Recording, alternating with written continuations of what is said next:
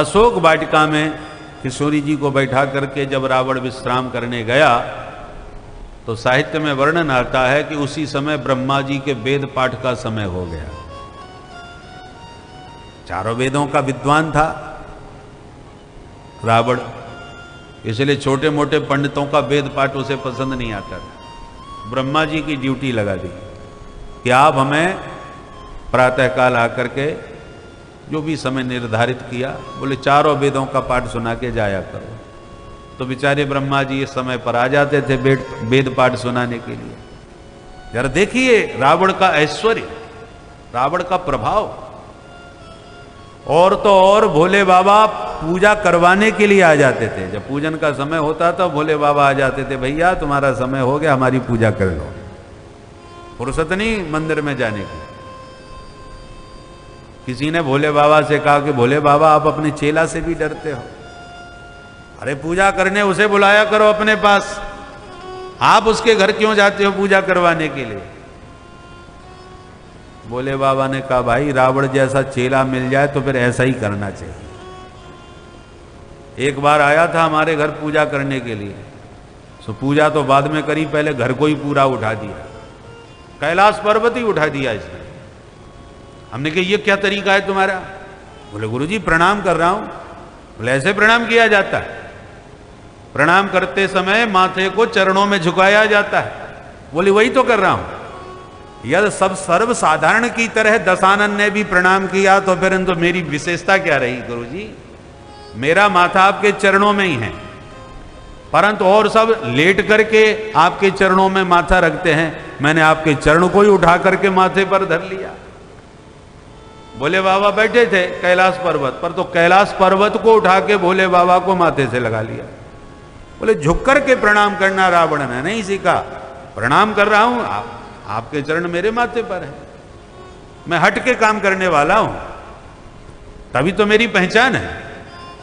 तो जब ऐसे चेला मिले कि हर काम हट करके करें तो गुरुजी भी घबराने लगते हैं कि अगली बार न जाने क्या हटके करने आ जाए।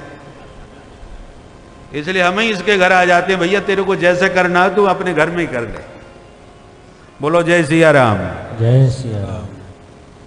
तो इतना खतरनाक दशानन कि सृष्टिकर्ता ब्रह्मा जी घबरावे और तो और उसके आराध्य भोले बाबा भी उससे बचें। एक तरफ भोले बाबा का परम भक्त है रावण, भोले बाबा को पूजता है, तांडव स्तोत्र रावण का प्रसिद्ध है, बड़ा वैदुष्यपूर्ण ढंग से भोले बाबा की इसने स्तुति गाई है, आराधना की। और दूसरी तरफ इसकी दुष्टता को देख करके राम जी का विरोधी होने के कारण भोले बाबा शंकर सुमन केसरी नंदन बन करके, भोले बाबा रुद्रावतार ही तो हैं श्री हनुमंत लाल जी महाराज, तो वे ही भोलेनाथ हनुमान जी के रूप में इसको समझाने भी गए। लंका में इसको बहुत प्रकार से समझाया कि वत्स तुम्हें यदि राज्य ही करना है लंका में और अचल होकर के लंका का साम्राज्य संभालना है तो राम जी के श्री चरणों को अपने हृदय में धारण कर लो और फिर लंका अचल राज तुम करो। रामचंद्र चरण पंकज उर धरऊ, राम चरण पंकज उर धरऊ, फिर लंका अचल राज तुम करो। अचल राज्य यदि लंका का चाहते हो तो राम जी के चरण पंकज को हृदय में धारण कर लो, क्योंकि प्रभु के पद को पकड़ लोगे तो ये पद भी तुम्हारा अचल हो जाएगा। परंतु रावण की समझ में नहीं आया, ये कल का बंदर हमको समझाने आया। उल्टा बुद्धि विकृत होती है ना तो किसी की बात समझ में नहीं आती। मंत्र तो दिया हनुमान जी ने रावण को, पर मंत्र मान लिया विभीषण जी ने।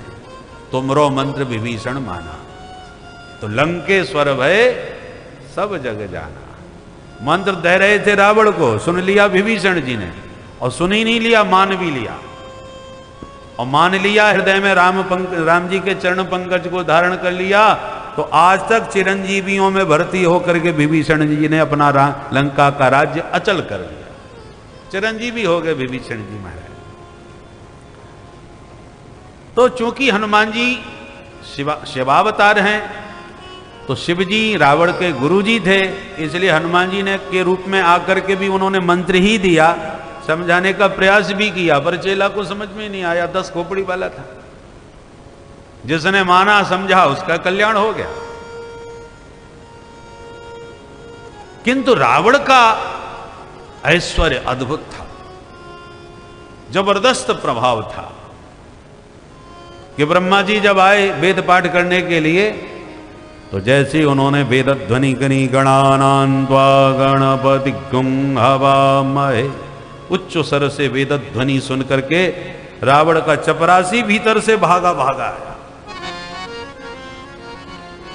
और बोला, ए ब्रह्मा, ये तुम्हारे वेद पाठ का समय नहीं है, चुपचाप शांति से जाके बाहर बैठ जाओ। कौन कह रहा है? रावण का चपरासी। और किससे कह रहा है? जो सारी दुनिया को बना रहा है, वो सृष्टिकर्ता विधाता ब्रह्मा जी को इन शब्दों में फटकारता है कि ब्रह्मन नद्धयन सनई समय तूष्णी बहिस्थीयता। ब्रह्मा जी, ये वेद पाठ का समय नहीं है, चुपचाप होके बाहर बैठ जाओ। सारी सभा में ये शब्द सुनकर के सन्नाटा छा गया। अरे राम राम, सृष्टिकर्ता विधाता का इतना अनादर, ये अपमान, ये तुच्छ चपरासी के द्वारा। ये बात बृहस्पति जी अपने पड़ोसी से कह रहे थे धीरे से कान में। क्या जमाना आ गया, क्योंकि ब्रह्मा जी की महिमा को तो बृहस्पति जान सकते हैं, सर्वसाधारण व्यक्ति ब्रह्मा जी की महिमा को क्या जाने। कौन व्यक्ति कितना विद्वान है और विद्वानों का क्या सम्मान होना चाहिए, ये वही जान सकता है जो स्वयं विद्वान हो, कुछ पढ़ा लिखा हो।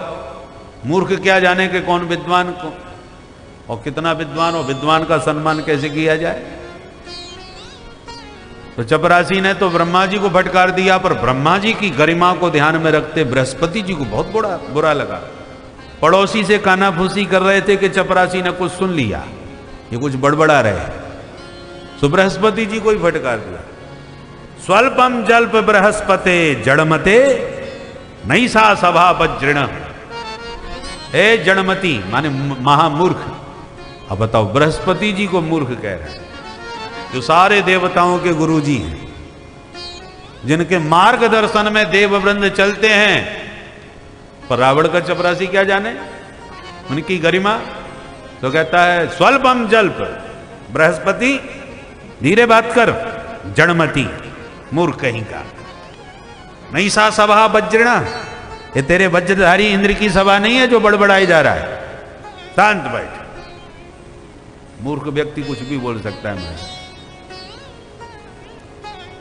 नारद जी बोले राम राम, ये तो बहुत बुरा हो रहा है। बृहस्पति जी को मूर्ख कह रहा है, सृष्टिकर्ता हमारे पिता ब्रह्मा को बाहर भगा रहा है। चलो पहले थोड़ा अपना बीणा बजा करके इसका मूड ठीक कर दूं, संगीत सुन करके जरा माथा ठीक हो जाए, तो इससे कुछ पूछूं बात क्या हो गई। नारद जी ने जैसी बीणा के स्वर छेड़े तो नारद जी को डांट दिया। बीणाम संघर नारद, ए नारद बीणा नीचे रख। सो नारद जी भी सटपटा के रह गए, ये तो बहुत खतरनाक है भाई, हमको भी चुप करवा दिया।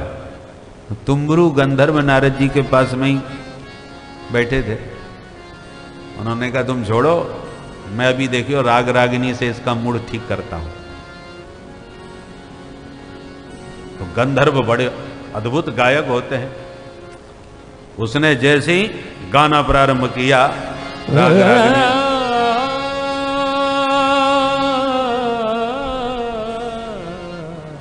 तो तुम्बरू की अलापकारी सुन करके वो तुम गंधर्वराज को भी फटकारे, अलापम अलम तुम्बरो, हे तुम्बरू ये अलापकारी बंद कर। सो तुम्बरू जी बेचारे मुंह लटका के रह गए। अब सारी सभा के सदस्य आपस में कह रहे हैं कि भाई चक्कर क्या है, ये सबको डांटे जा रहा है, आखिर के ऐसा क्या हो गया। तो सबने एक साथ कहा, भैया जी आपका इतना मूड खराब क्यों है, क्यों सबका अपमान किए जा रहे हो, क्या बात हो गई। तब सारी सभा में वो रावण का एक तुच्छ चपरासी कहता है, ब्रह्मण्यध्ययन सनई समय तूषणीम बहिस्थीयताम स्वल्पम जल्प बृहस्पते जड़मते नैसा सभा वज्रिण वीणाम संघर नारद स्तुति कथा अलापम अलम तुम्बरो सीता रल्लक भल्ल भग्न हृदय स्वस्थो न लंकेश्वर। इस समय हमारे लंकेश्वर महाराज स्वस्थ नहीं है। उन्हें कौन सी बीमारी लग गई? बोले बीमारी कुछ नहीं लग गई, उनके चित्त में भाला चुभ गया है। अरे राम राम, दशानन के दिल में भाला चुभाने वाला कौन है? बोले सीता रल्लक भग्न हृदय, भल्ल भग्न हृदय। देवी जानकी जी के रूप सौंदर्य पर विमुग्ध हो गए महाराज लंकेश्वर। उनकी घुंघराली विशाल जो अलकावली है, उस अलकावली को निहार करके इतने मुग्ध हो गए हैं कि वो जो अलके हैं वो भाले की तरह उनके चित्त में चुभ गई हैं। इसलिए अस्वस्थ होकर के विश्राम फरमा रहे। इसलिए खबरदार जो किसी ने उनके विश्राम में विक्षेप डालने का प्रयास किया तो। अब बोलो, रावण का ये जलवा है महाराज कि बृहस्पति जी को डांट दे, ब्रह्मा जी को फटकार दे, नारद जी को धुतकार दे। जब चपरासी में ये सामर्थ्य है, देखो जैसा मालिक होता है वैसे ही उसके चेला होता है, पक्की बात है। जो बहुत बदमाश टाइप के लोग होते हैं ना, उनके चेला भी उनके 2 कदम आगे ही होते हैं। मालिक ने कुछ ऑर्डर दिया तो चेला क्या करे हैं कोई ठिकाना नहीं। और जो बहुत सज्जन महापुरुष महात्मा होते हैं, उनके चेला भी बिल्कुल उनके संग रहते रहते वैसे ही महात्मा बन जाते हैं। संगत की रंगत आती है।